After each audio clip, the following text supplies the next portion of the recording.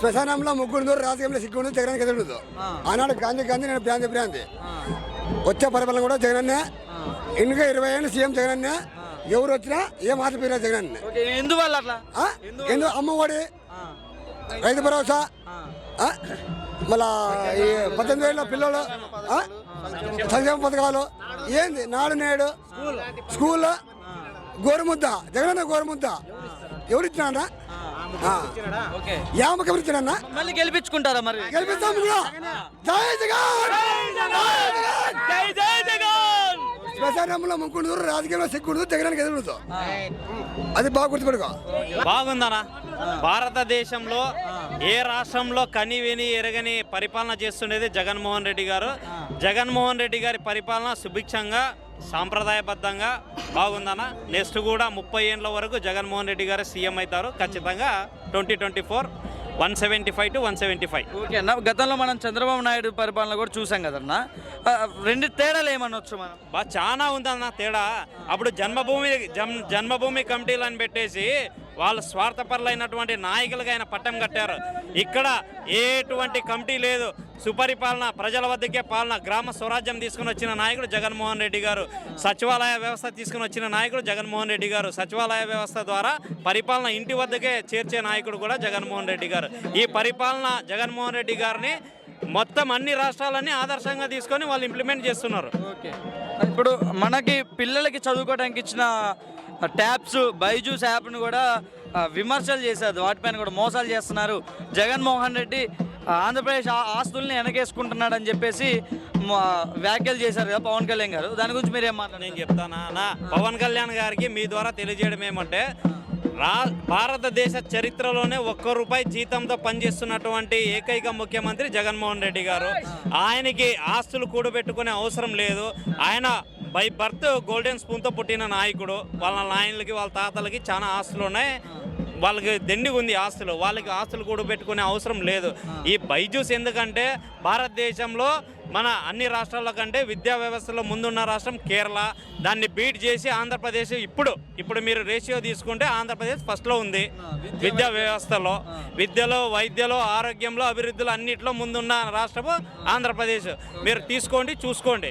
పవన్ కళ్యాణ్ గారికి, చంద్రబాబు నాయుడు గారికి వేరే విమర్శ చేయడానికి దారి లేదు కాబట్టి ఏదో ఒకటి బుడుక్కొని బురద జల్లుతున్నారు అంతే. ఓకే అన్న, ఇప్పుడు ఏ మీటింగ్లో చూసుకున్నా కానీ దళితుల్ని మోసం చేస్తున్నారు జగన్ అని చెప్పేసి ప్రధానమైన వ్యాఖ్యలు చేస్తున్నారు ఏ పార్టీనైనా. ఇప్పుడు పవన్ కళ్యాణ్ గారు కానీ, చంద్రబాబు నాయుడు గారు. ఇప్పుడు దాని గురించి మీరు ఏమంటారు అన్నా? ఇది ఓర్పు లేనితనము, ఓర్చుకోలేరు.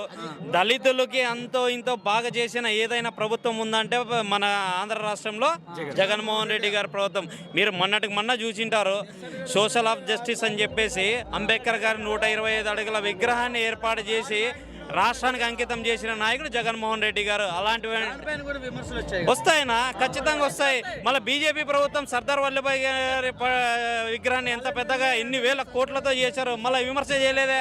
ఈరోజు ఎందుకు?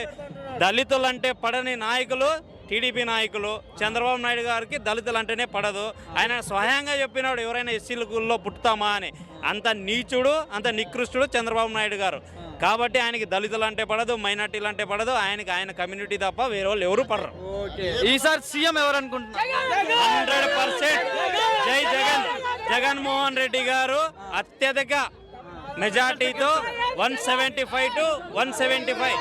ఈ ఉరుకొండ కూడా జగన్మోహన్ రెడ్డి గారే ప్రభుత్వంలో విలీనమయ్యి విశ్వనాథ్ గారు ఖచ్చితంగా గెలుస్తారు. జగన్ పరిపాలన చూసాక చాలకొస్తుంది, ఇన్నేకి చాలకొస్తుంది. దీన్ని చూస్తే అసలు ఏమాత్రం ఇంకా మాట్లాడకూడదు. ఎందుకంటే అనంతపురం జిల్లా ఉరవకొండకి పొద్దు మా నాయకుడు వస్తున్నాడంటే ఈ నూతన సంవత్సరంలో ఈ 2024లో జనవరి 23వ తేదీ పండుగ జరుపుకుంటున్నాం. ఎందుకంటే మా నాయకుడు, మా దేవుడు లాంటి వాడు మా జగన్మోహన్ రెడ్డి. ఆ రోజుల్లో రాజశేఖర రెడ్డి పరిపాలన ఎట్లుందో అంతకన్నా డబుల్ ఇంకా ఇప్పుడు జరుగుతుంది జగన్మోహన్ రెడ్డి. జగన్మోహన్ రెడ్డి మాకి జై జగన్. తండ్రిని మించిన తల్లి అనిపించుకుంటున్నాడు. తండ్రిని మించిన తనుడు అనిపించుకుంటా అంటే అవ్వ తాతకి మనుముడు, అన్నదమ్ములకి అన్నదమ్ములుగా ఉన్నాడు. ఆ రోజు ఏదైతే వాగ్దానం చేశాడో ఈ రోజు ఖచ్చితంగా నడుస్తున్నాడు. చాలా ముఖ్యమంత్రి మొగ్గాడు అసలు. మరి చంద్రబాబు నాయుడు గారి పరిపాలన కూడా చూసారుగా మీరు, ఏది బాగుందన్న? ఏంది బాగుందంటే మాలాంటి దళితులు పింఛని తీసుకొని పోవాలంటే మా ఊర్లోకే ఫస్ట్ అంతా వాళ్ళంతా తీసుకున్నాక లాస్ట్ కి 3 గంటలకి 4 గంటలకి మీరు పక్కకు పండాయా అని లాస్ట్ కి ఇచ్చేవాడు. ఈ రోజు 5:30కే తలుపు కొట్టి వాలంటీర్లు పింఛన్ ఇచ్చుతున్నారు. బియ్యాన్ని రేసిన బియ్యాన్ని పోతే అసలు మాలాంటి వాళ్ళకి వేసేవాళ్ళు కాదు బియ్యం. ఇప్పుడు మా కాలనీలో మా ఇంటి దగ్గరకు వచ్చి ఆ ఆటో లచ్చినంగా బియ్యం వేసిపోతుంది. ఇలాంటి చెప్పాలంటే చాలా ఉన్నాయి. జగన్మోహన్ రెడ్డి చేసిన పరిపాలనలో, జగన్మోహన్ రెడ్డి చేసిన పాలనలో ఆయన వస్తున్నట్లే ఈ యొక్క అనంతపురం జిల్లా కాదు, ఈ భారతదేశంలోనే 5 సంవత్సరాలు కుంభ వర్షం కురిచి రైతులకు, ఎస్సీ బీసీలకు బ్రహ్మాండంగా పంట పండింది. ఆనందం కూడా ఉండదు మాకు. ఆ రోజు 9 ఏళ్ళు పరిపాలనలో చంద్రబాబు నాయుడు దాంట్లో అసలు వాన లేదు, వరద లేదు, తినే అన్నము లేదు, సేన్లు ఎండిపోయి అప్పులు పాలైపోయిన వాళ్ళందరూ. ఈ రోజు చాలా సంతోషం, ఆనందం. జగన్ అన్న పరిపాలన గురించి ఏం మాట్లాడదాం అనుకుంటున్నారు? జగన్ పరిపాలన ఇది, ఈ పరిపాలన ఇంకా 30 ఏళ్ళు ఇట్లా రావాలా అంతే అంటారు. గ్రామ స్వరాజ్యం కొత్త వ్యవస్థ అంటే రాష్ట్రం కాదు, దేశం కాదు, ప్రపంచంలో లేని విధంగా కొత్త వ్యవస్థ. గ్రామ వార్డు వాలంటీర్ కొత్త వ్యవస్థ రాష్ట్రంలో. ఎస్సీ ఎస్టీ బీసీ మైనారిటీకి సంబంధించి బడుగు బలహీన వర్గాలకు అన్నిత పెద్దపీట వేస్తూ రాష్ట్రంలో చేయుతైతేనేమి, అమ్మఒడైతేనేమి రాష్ట్రంలో ప్రతి ఒక్క పేద బడుగు బలహీన వర్గాలకే రాష్ట్ర ముఖ్యమంత్రి పెద్దపీట వేస్తారు.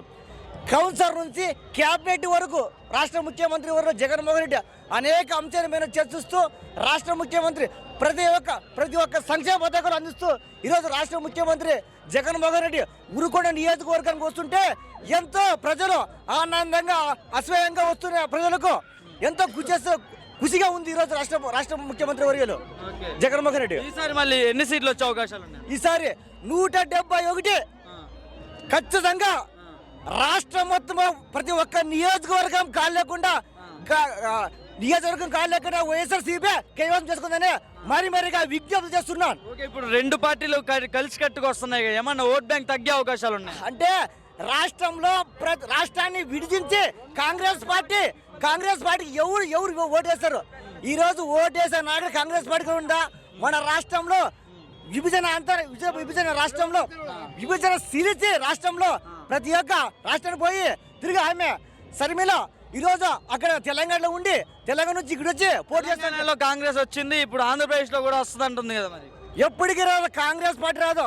కేవలం 30 సంవత్సరాల వైఎస్ఆర్ కాంగ్రెస్ పార్టీ జగన్మోహన్ రెడ్డి ముఖ్యమంత్రి అవుతారని మరిగా విజ్ఞప్తి చేస్తున్నాడు.